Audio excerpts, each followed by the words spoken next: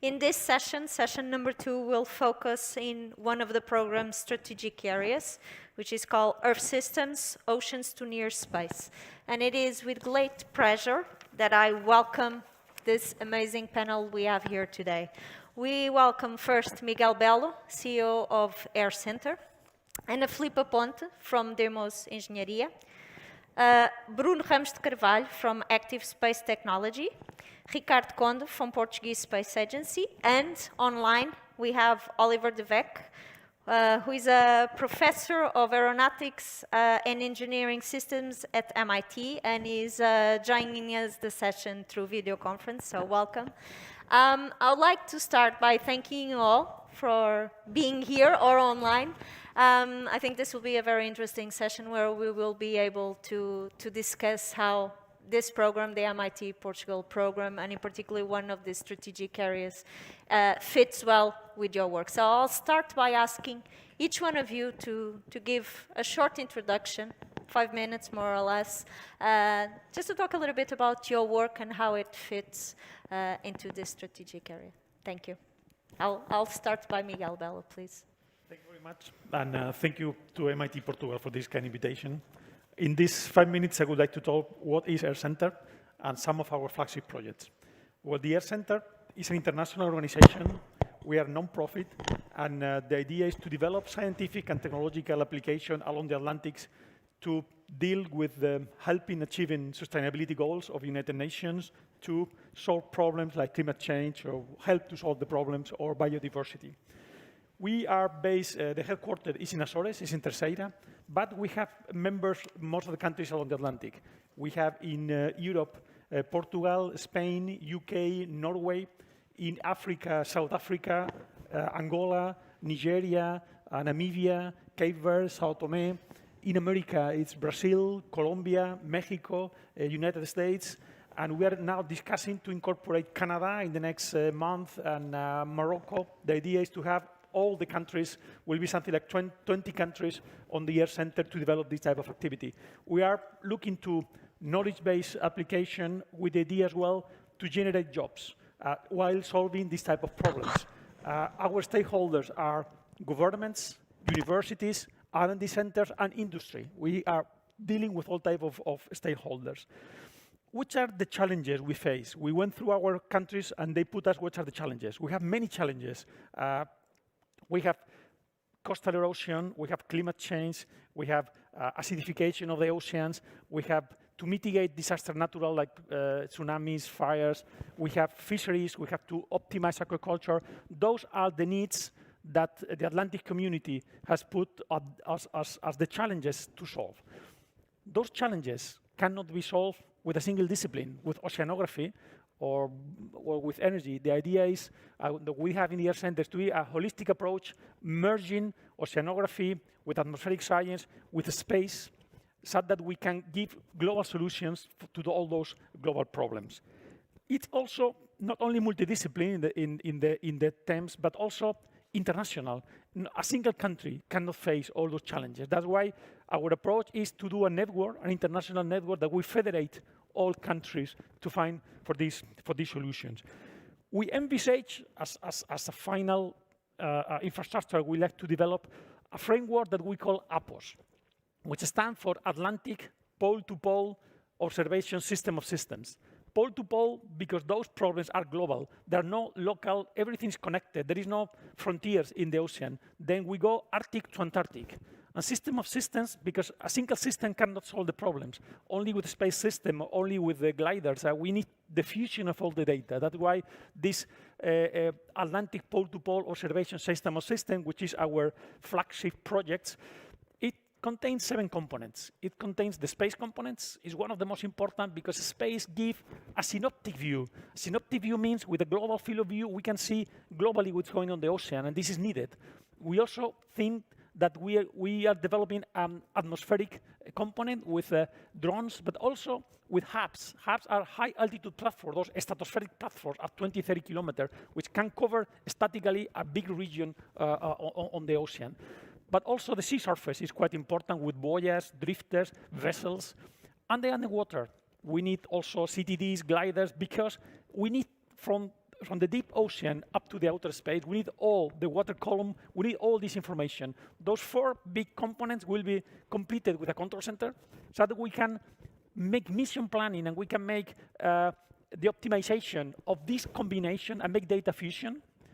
The 6th component is the database. We have a big project called AirDetonate to join all this data with big data technology. And the last one is the most important, is the user component. The idea is to develop, based on this data, to develop the solution based on algorithm, model, artificial intelligence, all these to give solution to fisheries, to coastal erosion, or to the loss of biodiversity. Let's say this is our final goal.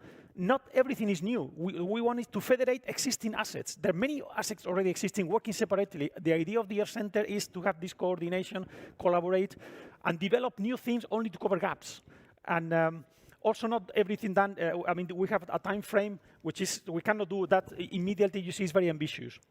And within the space segment, I would like to concentrate because we have very interesting system like the Sentinel satellite from the European Space Agency.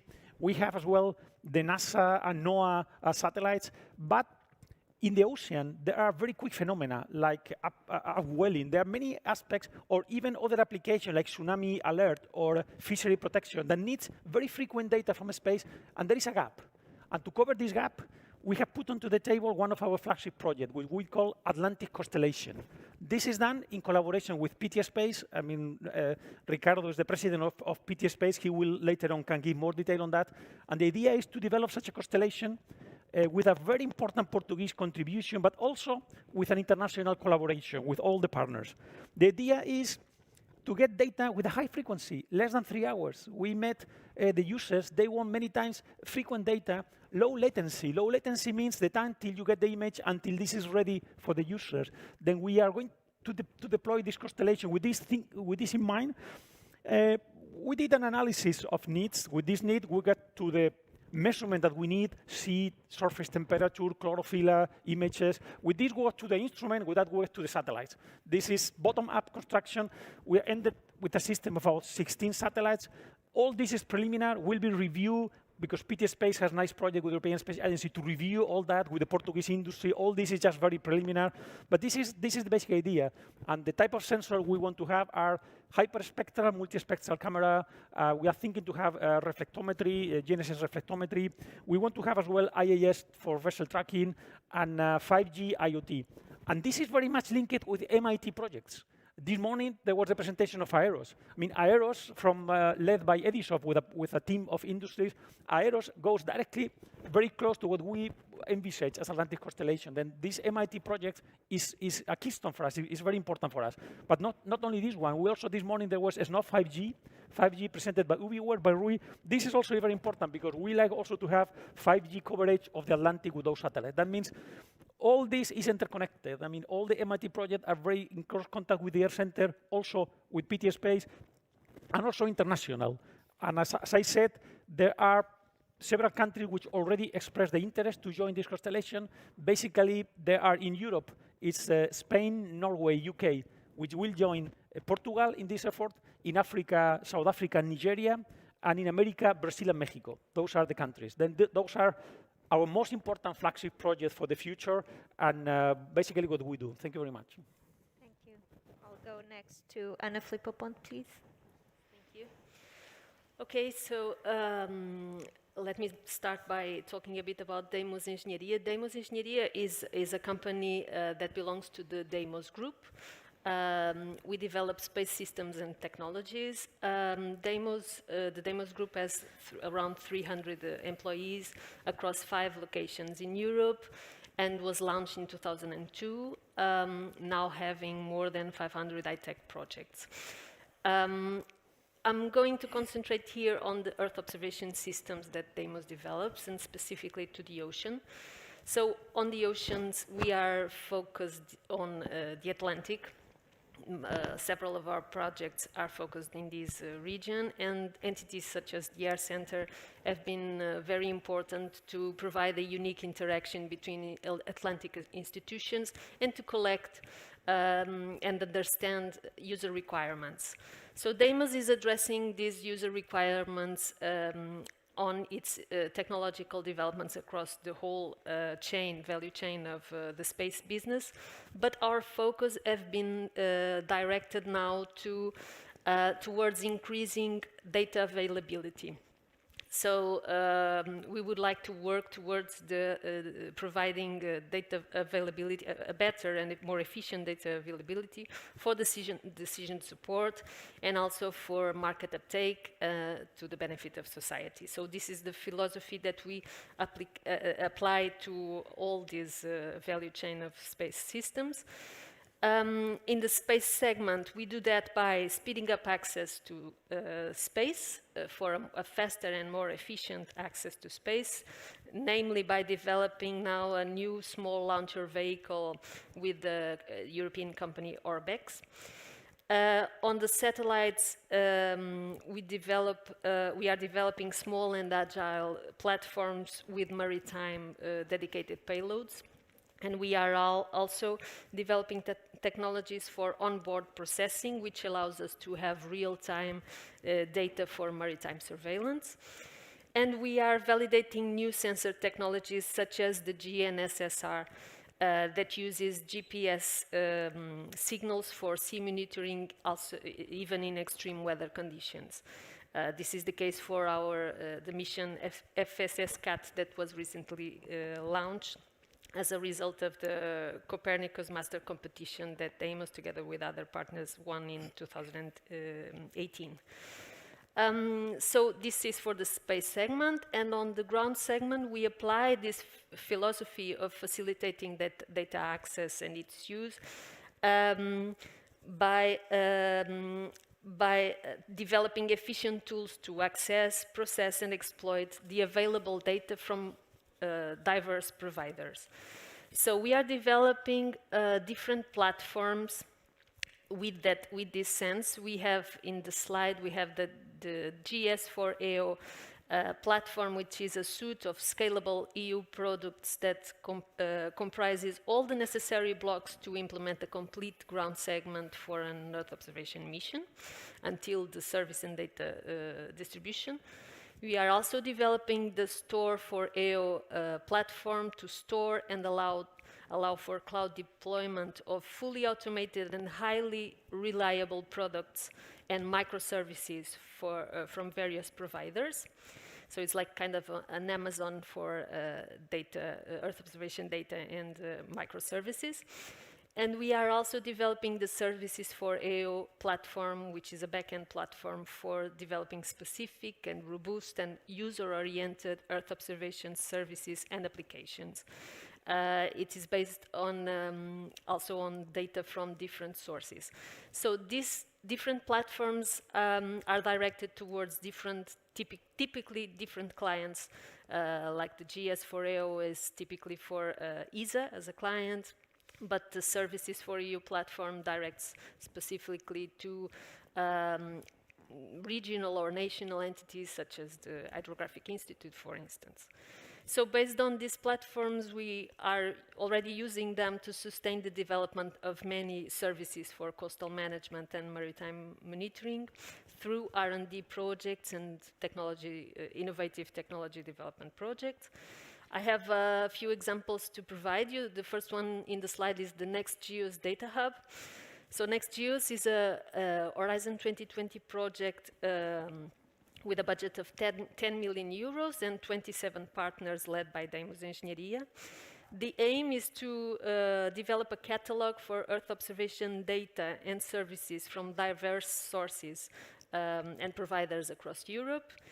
There's a link there which is the link for the hub that has been recently launched. It's now operational with 5.5 million data sets already integrated, and it's growing.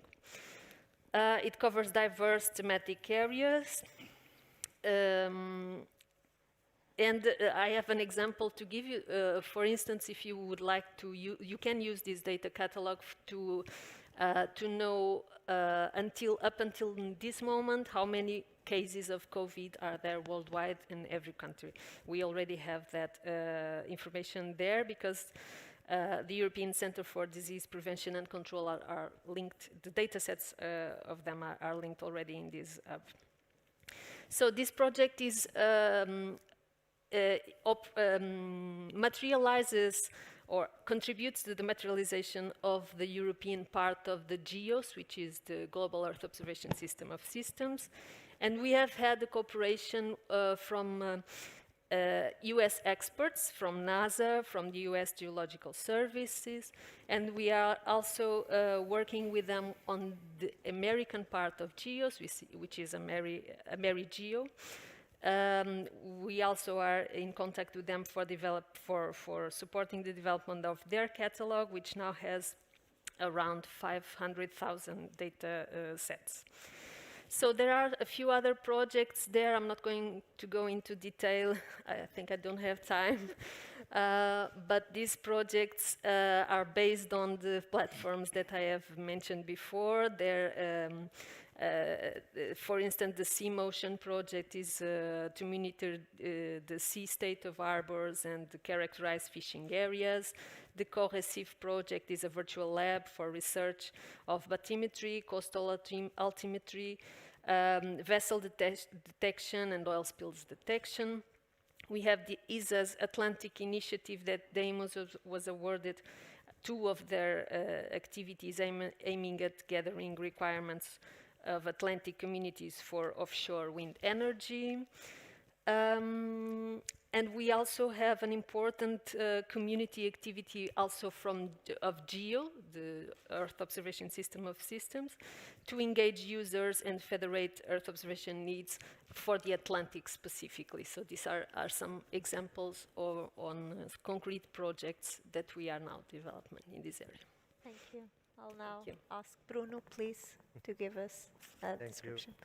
Thank you. Good afternoon. I'd like to greet my colleagues from the panel and to thank the invitation from MIT, especially Zeta invitation.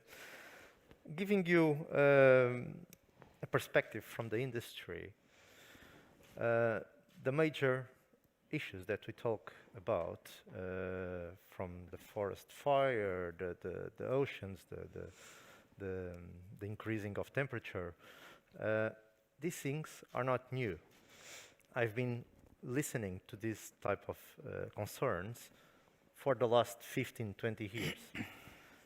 But back in time, we used to have those huge satellites. It was a one mission, very old technology from nowadays, and with revisiting times like 2 or 3 days. And it was difficult to give in-time answers. Nowadays, people always try to make constellations, and it was expensive.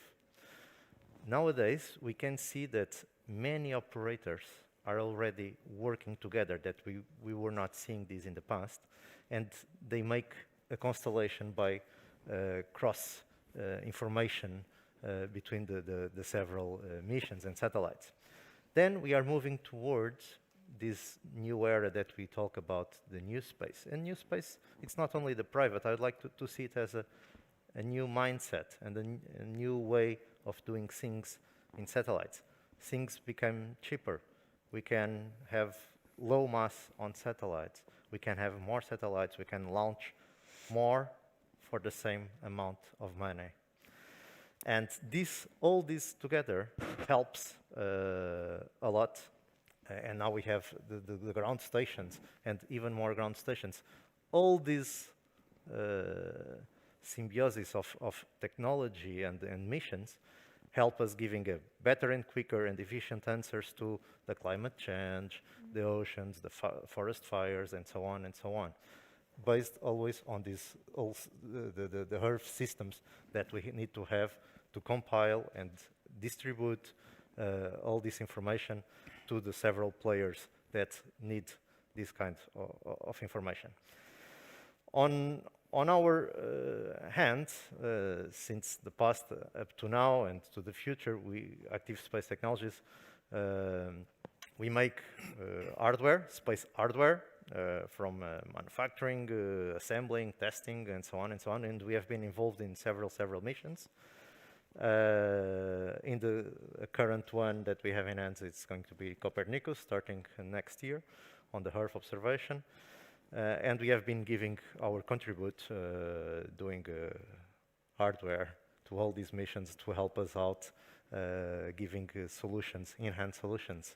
And it's going to be a little bit like the presentation in the morning. We cannot say that we don't know. Like this, now we have all the means to act. Yeah. And we cannot avoid this. Thank you. Good, thank you, Bruno. Ricardo, please, from PT Space. Well, good afternoon, everyone, and thank you, Zit and Pedro and MIT. Let me see if I can speak with this. I will use the words of Bruno, because it's exactly because that we are here as an agency. We were, or we are an instrument for the government to implement the national strategy for space. That means this is as a whole, involves science, technology. We are, at least I want that we will be responsible to push some kind of technologies in this, particularly in this decade, to create value added and improve our ecosystem in space. But also we are responsible for industrial policies. And we need to have influence in the way that the country put their eggs in some areas. And if you remember, we are more or less, we have 20 years participating in HISA, more or less. And in last year, when we were in the HISA Council in Space 19+, we changed dramatically the way we see the next years according to the programmatic lines we subscribed. Why? To force the country to have a position in several years in certain areas. And if you are aware about what we are doing nowadays, we have a mode which is clean oceans and clean space. This is all related with the sustainability, and that's the reason we have the compromise to with the industry, with the science, with the institutions to building capacity or promoting building capacity. But more than this, we should have the we should be responsible to to make Portugal in 10 years a space nation, a space tech nation, let's say like this. So for that, in particular to the programs and the programmatic lines that we are implementing here in Portugal, I can give you some examples. Deimos is here, they know very well. In this clear space domain, we subscribe the Adrius mission, which is at the end to support some missions to have a more sustainable space for the common good, which is to use the outer space to our benefit. And for this is a programmatic line to try to fight, or at least embrace this challenge, which is the space debris. And we are really proud that Portugal subscribed around 8 million, 7 million something, and some Portuguese companies are tackle this problem and present solutions. So we are developing subsystems, capabilities. So this is one of our main objectives. When we put this in the programmatic lines in last year when we subscribed the Space 19+. But more than this, we need tools to look from the top to down, and we need the satellites constellation.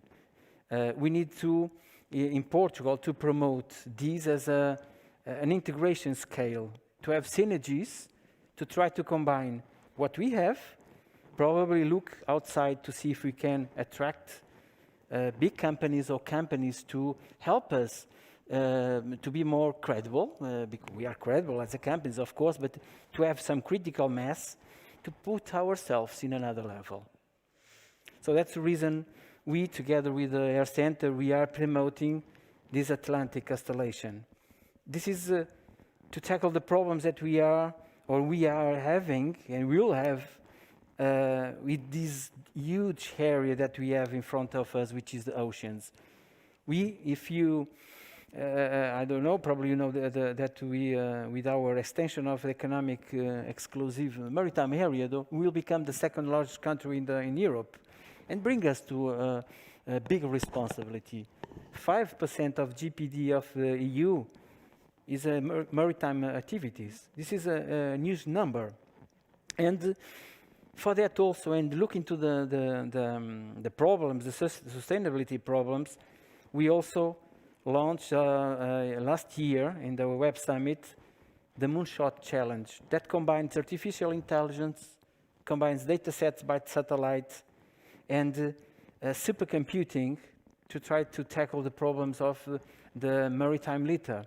So this is we have in the MIT is one of the universities and the team. They team up to apply this competition, and of course I want also to address the education. We have a word to say to promoting all the activities in the education level.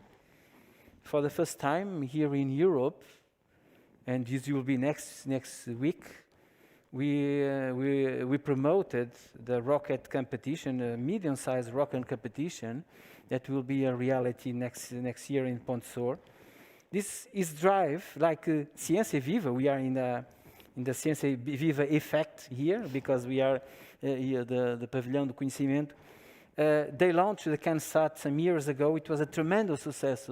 And ourselves, we launched this rocket competition aligned with one of the programmatic challenges that we have is to build also the spaceports here in Portugal, in particular in the Azores Islands. So to conclude, this I will address this again with the words of Miguel. The flagship projects are very important to fill the gap of the initiatives of the Portuguese Space Agency to use subsystems of the flagship projects to this big endeavor, which is the Atlantic Constellation. So at the end, we are a small country with big ambitions, and these challenges, in particular the Atlantic Constellation, together with the industrial agenda that we are trying to implement in Portugal, probably will be the things will make the difference in the next 2 years. Thank you, Ricardo. Olivier de Weck, can you hear us? Could you please give us, Yes. talk a little bit, please? Thank you. Perfectly. Thank you so much. Can you hear me? Yes, perfect. Excellent. I'm also sharing my screen. I don't know if you can see that. Yes, it's perfect. Okay, Thank great. you. So first of all, I want to say what a pleasure it is to be with you. I wish I could be with you in person. Miguel, Ana, Bruno, Ricardo, and Zita, thank you very much for including me in this panel. And after the pandemic, I'm sure that we can all be together again and drink some wine.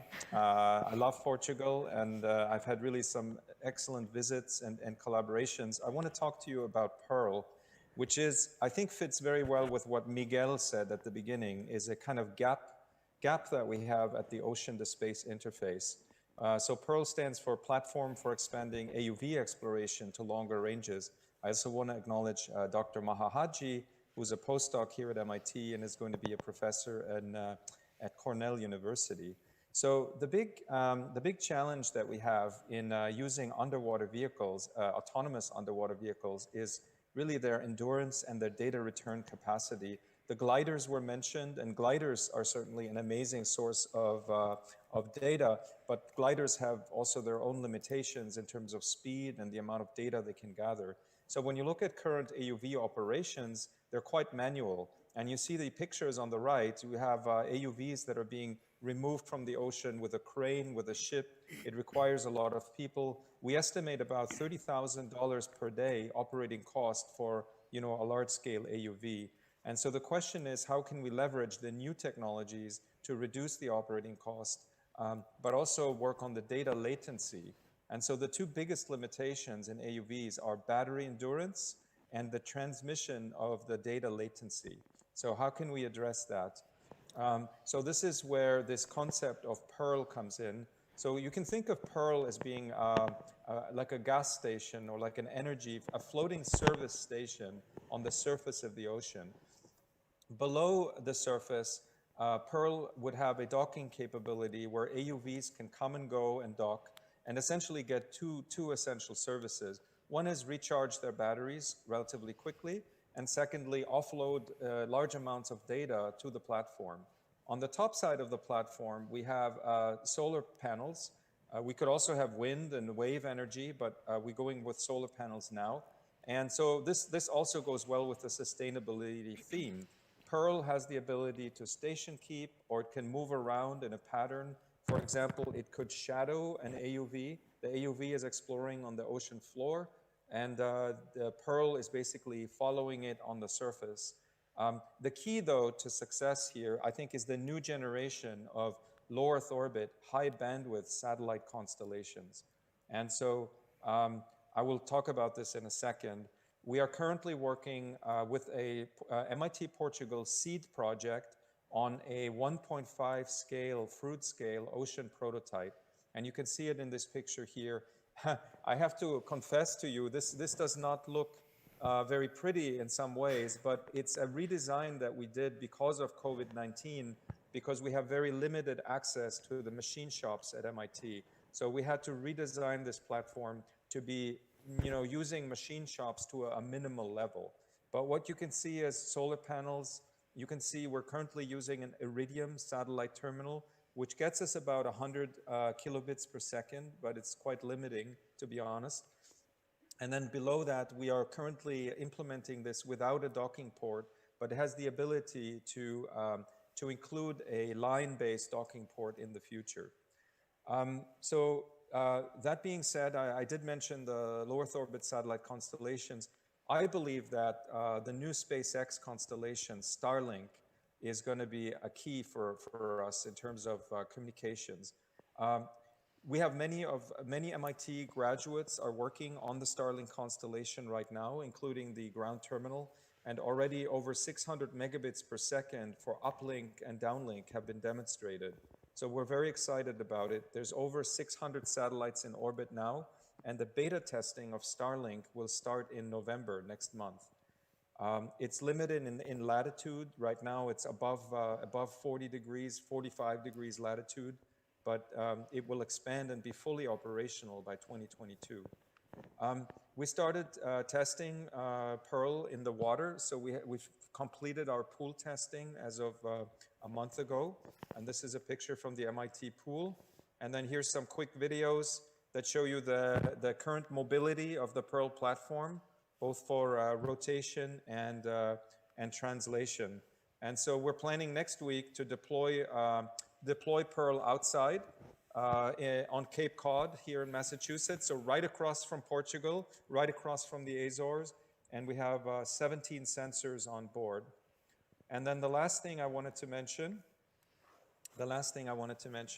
is the system of systems theme. So we're going to have ocean vehicles under the water. We will have these platforms on the surface of the water, and we're going to have the Earth observation and communication satellites in space. There's a lot of things going on, and we need to get a good picture and situational awareness. So methods like agent-based modeling, discrete event simulation, and also multiplayer gaming, I think are going to be very important. And here we would be happy to collaborate with other organizations, like, for example, the AirCentre, on modeling the system of systems explicitly, and also understanding that each of these is owned by a different stakeholder.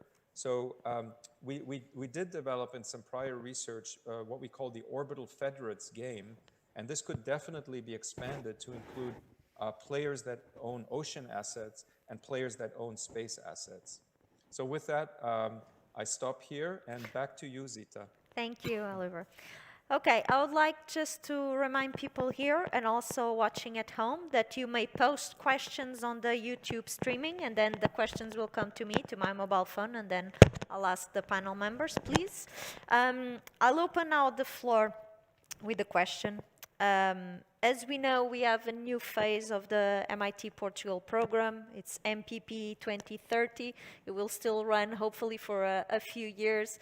This is one of the strategic areas, and it is very important for this new phase. And as Ricardo was saying, MPP, especially the flagship projects, are filling the gap for this big ambition of our country, not just for the MIT Portugal program, but also for our country. So my specific question is, besides the flagship projects and this type of conference, this annual conference, in your opinion, what is the thing that we're already doing, and what other things could we do to fill the gap between MIT, our American collaborators, and also Portugal, the companies, the faculties, etc. So for us, it's also important to have that feedback from people from industry, from AirCentre, from PT Space. So I open the floor to all of you. I don't know who wants to go first. Well, I think what we need is, there have been nice ideas put on the table on the MIT projects. Now we have to match the requirements with the solution we're developing. Then we need a dialogue. We need this dialogue between the users, between needs. That needs, as I said before, to federate them, to aggregate them, to filter them, so that we have a completely chain. We cannot do things top down. We cannot invent a very nice technological solution and then look what can be the use of this. We have to go bottom up. Those are my needs. This is the solution I want to have. This is the measurements I need. Those are the instruments and those are the platforms. Then this exercise requires dialogue, requires meetings. Unfortunately, those days with the COVID, this dialogue is not easy. In fact, we wanted to have 2 or 3 of those big meetings to join user needs and users with the technical solution providers.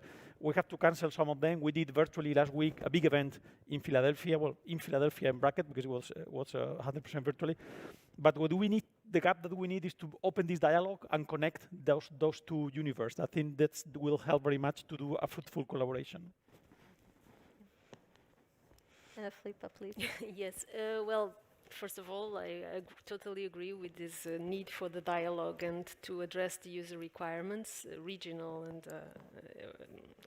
at all layers of user requirements. But also I would like to address the need also to make already available data sets interoperable and to join them in the so-called system of systems. Actually, Deimos presented a proposal with some partners in Portugal, like Takever and Técnico and the AirCentre, I think, as well. Which I don't have the results yet, but it was for the MIT Portugal call. And it was with the aim to create an Atlantic observatory with gathering the data and the assets that we already have in place, but need to be interoperational to work together so as to provide reliable information as much as possible. And the focus was to use open data, open source data from NASA, NOAA, ESA, and all this data that is available and needs to be interconnected. Thank you.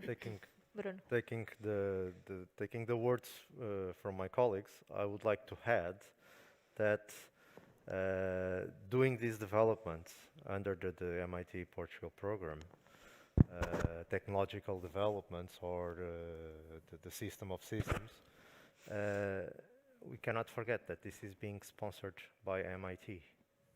And it's like getting our technology and our knowledge a red carpet to the US.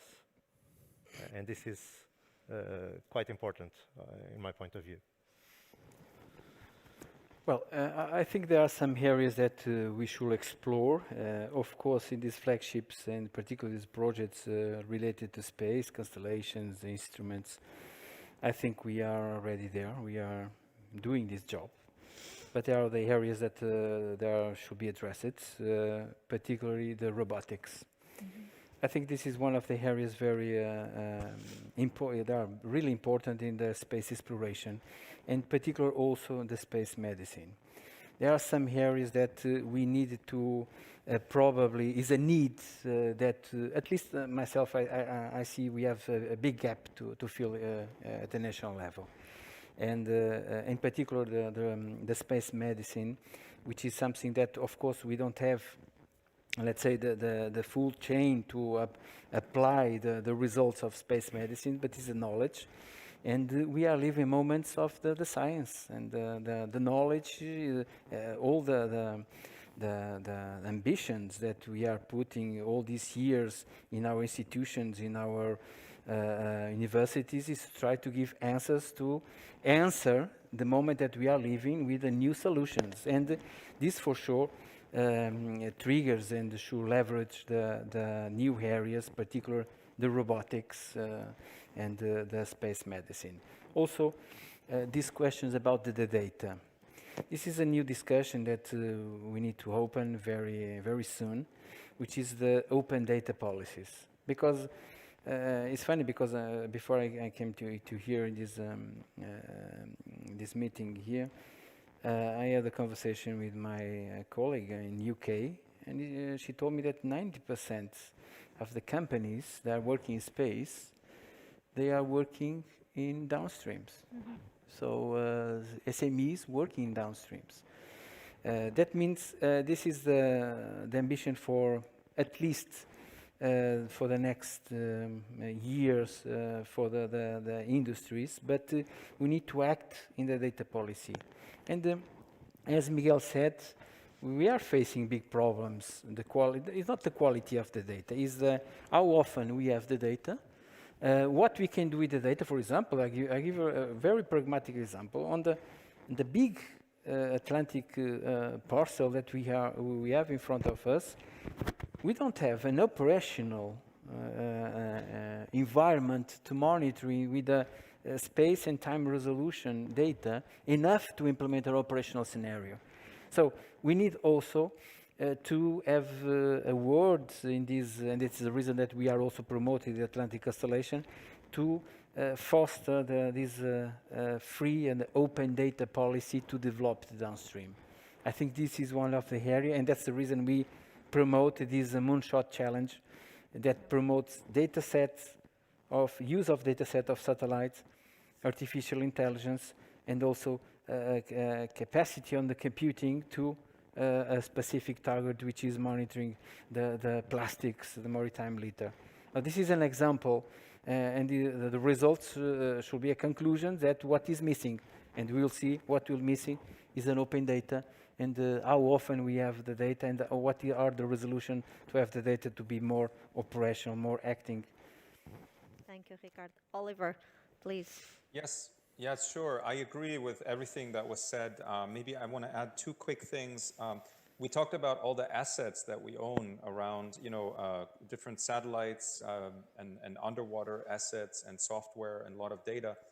That's all true, but I think our biggest asset collectively is the young people, the new generation of students that are coming along. And I'm particularly talking here about undergraduates, 18 to 22-year-olds.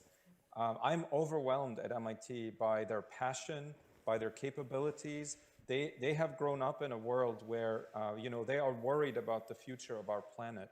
And they're extremely passionate about the environment and sustainability, but they're also extremely capable in areas like programming, robotics, machine learning. And so on the Pearl platform that I showed you, we since it's a seed project, we've had a very like a shoestring budget, as Deva says. Mainly most of the work is being done by undergraduate students, either as volunteers or using the Europe program with very little money involved. But their passion is extreme. So how do we get the young students involved every year? And Ricardo, you mentioned the CanSat competition. So can we come up with a yearly challenge where the students primarily are engaged and to solve problems quickly year by year? I think that would be fantastic if we could do yearly challenges, primarily for the undergraduates. The second point, very quick, is I do agree there's a lot of data available, but one of the issues is calibration of that data. We have recently published a paper at the IGARS conference where we show that, Landsat and Sentinel is the gold standard for calibration for Earth observation, but a lot of the commercial and smaller platforms coming along, the calibration is not as rigorous.